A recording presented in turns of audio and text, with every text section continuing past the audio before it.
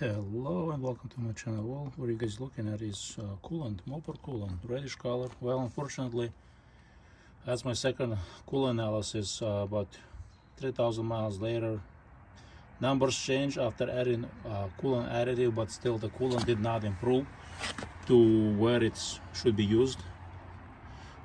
That it's good for continuous use, but unfortunately, I had to replace it.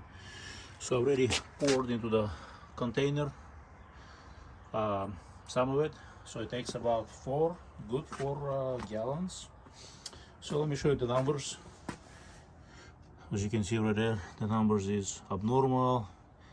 It says suggest draining the system by 50%. Well, you can't drain the system on the Cummins. You have to drain the whole system, do the vacuum fill per service manual. So, and this is it.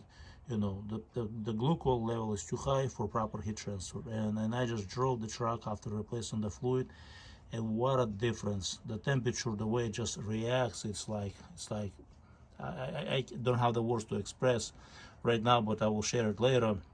I'm gonna take it on a long trip pretty soon and we'll find out. So, you know, the freeze point, it's flagged, yes, high glucol level, and then the freeze point, as you can see, percentage of the antifreeze, it should be 50%, not 64. That's definitely the result of lack of water, I guess evaporated, or who knows, has not been changed before. And this is the mileage on the coolant, 52,000 only, and I end up replacing it. So if your truck is running hot, or your car, you know, if you're driving Dodge or Ram, and if it's running hot, not dropping the temperatures, remember to check your coolant quality. Have you replaced your coolant? This is only 4 years old truck, 2018, and the coolant is already bad. So why went bad? There is two things. Because it could be the low quality, as everyone knows, OEMs lately pushing for, you know, for more profits, less quality. That could be the result. Or the other thing, maybe because it has so many different metals, you know, aluminum, stainless steel, carbon steel, that the coolant is constantly, you know, circulating and being worked out. That could be the case too. So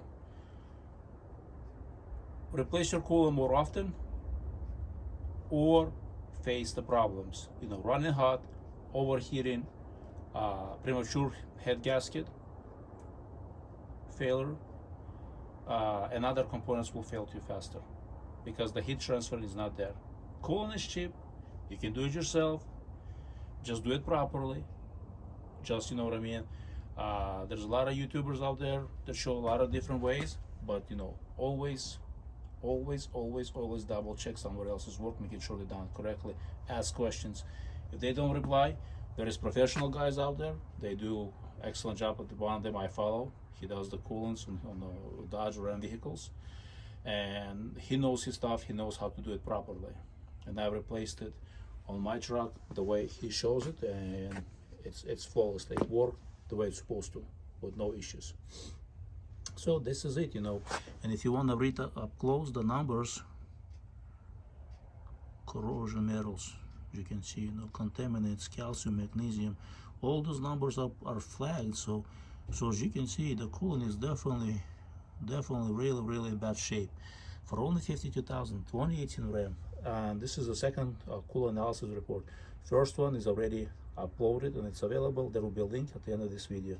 Thanks for watching, and don't forget to subscribe and share this video with others.